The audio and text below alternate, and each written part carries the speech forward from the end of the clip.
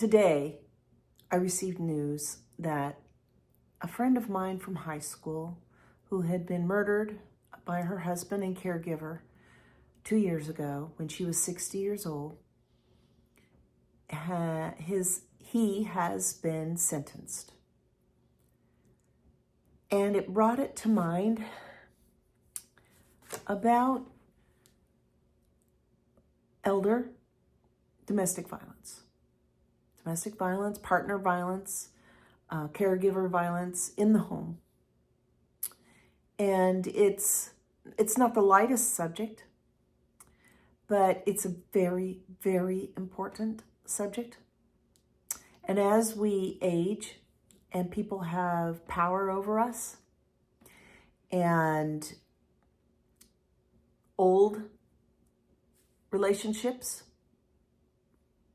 develop differently, but then again, new relationships develop and can cause issues. It's a topic we really need to chat about. We really need to think about it and understand it and help our friends and ourselves. So, today the topic is domestic violence in our 50s, 60s, 70s, and beyond. And how it differs and how help is there. And I've said before, if you watch some of my other videos, my mother was a survivor of domestic violence. And by extension, her children, were also survivors of domestic violence because we were there and we experienced it. And it was not pleasant at all. It was really a traumatic portion of our lives. But fortunately for us, it was a brief portion of our lives, and then the abuser left us. And we had to pick up the pieces. So my mother didn't have to escape.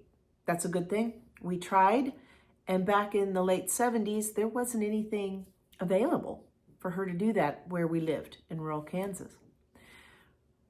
But there are places now.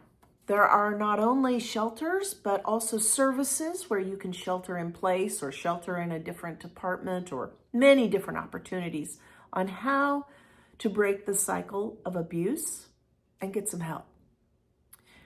Unfortunately, my friend had been abused from very early in her relationship when she was 19 or 20 until she was 60. So 40 years of abuse for her, culminating in her death at his hands as he was caretaking for her while she was in a dementia state, quite advanced, caused by his abuse of battering her in the head over her lifetime. This is a horrible case. But there are many other types of cases. They're not all this horrible, and I am in grief and I am in shock. Again, it happened 2 years ago, but reading about it again brings it all back for us. I was not close to her during her adult life, except for to see her in the grocery. It's a rather small town, so I'd see her around town. Always a smile and a laugh. She was a joyous, bright person and a really bright figure in my high school life. We were both readers. One time, our history teacher, caught us both reading while he was prepping for a test. He took both of our books away and continued prepping for the test. And when we took the test and got our papers back, she and I were the only two with 100% on our tests. And he gave us our 100% tests with our books back and said we were welcome to read anytime in his class. That was really the beginning of our reading friendship through high school. We'd meet up in the library when we were perusing the books, and we'd talk about our books that we wanted to read. And that was just a big part of our high school relationship. But unfortunately, I lost track of her as a friend rather than an acquaintance as we got older. So I wish I had been closer. I hope I would have been able to help her in some way. But I want to make sure that as we enter the fourth quarter, which, if you don't know, the fourth quarter is our channel about the time in life that ends our fourth portion of our lives and how we prepare for that in our 50s and how we go into that in our 60s, how we try to improve ourselves as we are in our 70s and 80s.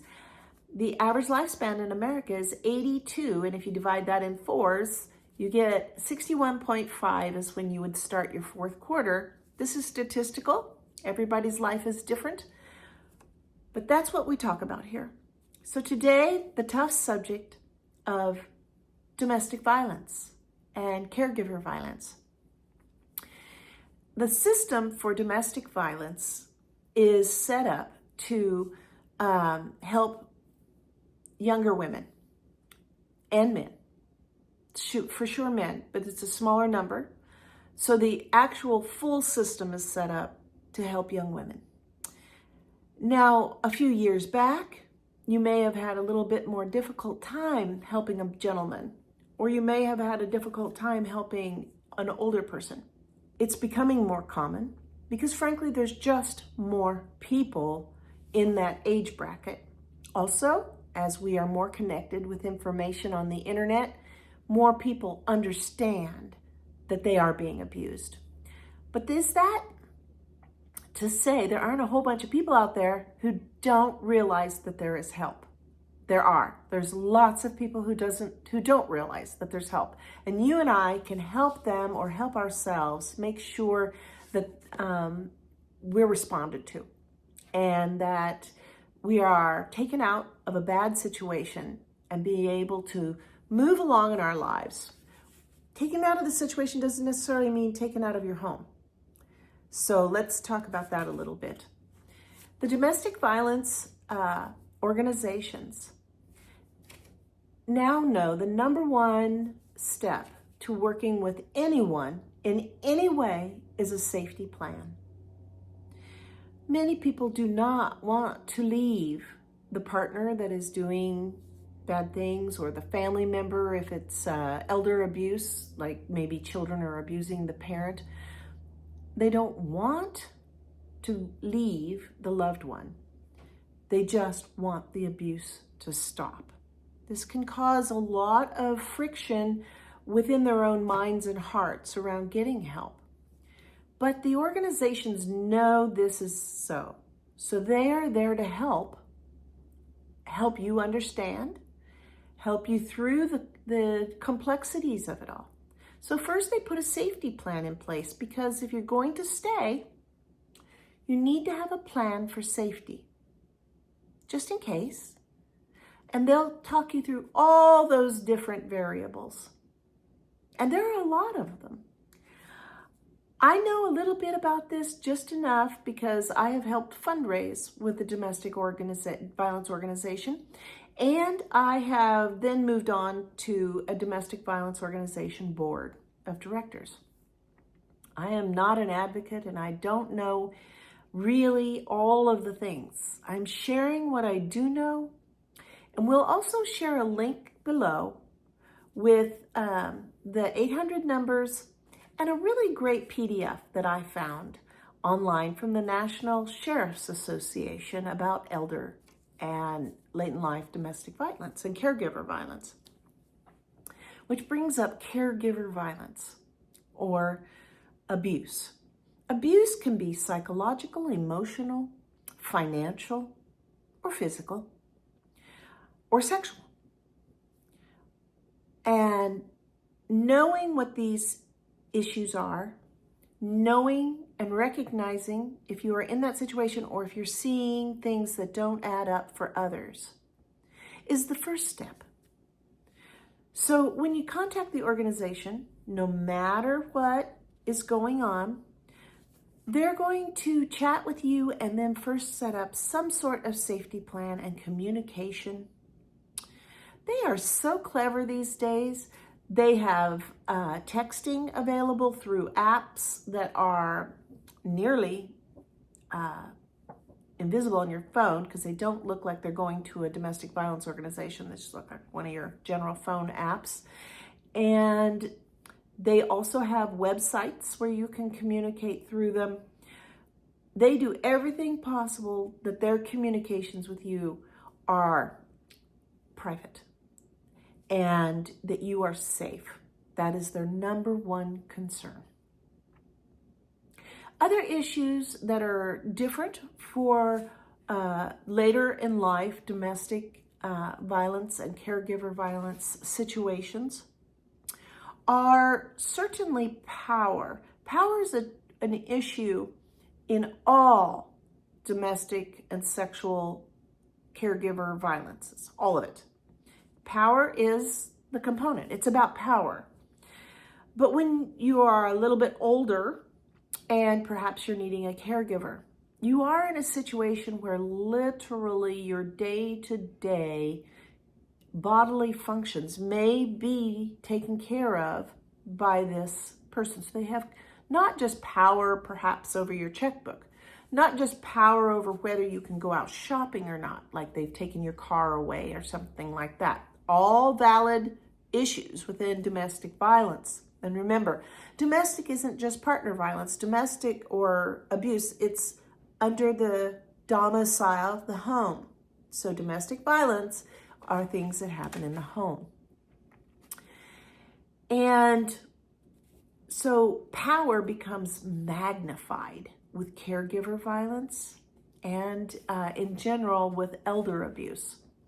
Many times it's financial power, like they're taking money, not taking care of the person and taking all of their, say, Social Security, their pension, their savings, stealing items from the home. Can be a myriad of things. You've heard many stories, as I have. But know that your domestic violence organization, they are the one. They're the ones across the United States who will help you find the help you need. You can also contact your area agencies on aging. You can contact your police departments. You can contact social services. But just know, if you contact domestic violence services, you don't have to go through the criminal police side. You don't have to do that because they're not connected that way. They know that many people don't want their family members hurt. Now, you and I may feel that that family member deserves to be hurt, but they love that person many times. And so know that when you go to your domestic violence services, you are seeking safety for you, or there may be other family members that you want to seek safety for too, like children, or perhaps I've seen a situation where it was an elder person and a very handicapped child being abused by an outside family member. So these kind of dynamics can take a lot of different forms. But here's some helpful hints. As you and I, perhaps, as an outsider, we're seeing it, that you can do. And that there's an acronym, TRUST, easy to remember, TRUST. I have a little note card. I've got the information written on, so we're going to talk about trust. T, take time to listen. Listen to them. Listen to their concerns. Tell them they matter. Tell them their safety matters and that they matter to you and that you are listening. Don't be directive. Don't use the old axiom, well, you just leave. Well, it's one of the hardest things to do. It's also the number one most dangerous thing to do, so it should be taken on with great care. A lot of really bad, violent things can happen in that first time frame around leaving. So seeking the right help during that time frame is very important. After the T is an R. Remember, we're doing trust. Respect the victim's values and choices. Another difference, sometimes, in elder abuse is many times their religion, or maybe it's just their cultural views, are very strict around relationship boundaries. And some people completely believe that the other partner has the right to hurt them, or their children have the right to take their money. If that person has different cultural values than you need to respect those values. That doesn't mean necessarily that you don't try to get them to some kind of help, and understanding that safety first is your priority, and their concern over their own safety is important. But know that we should respect other people's choices and values. You understand how difficult it is. Understand that a lifetime of values about relationships, a lifetime of raising your children and loving your children, if it's your child that's hurting you, stands between help and the abuse and the victim.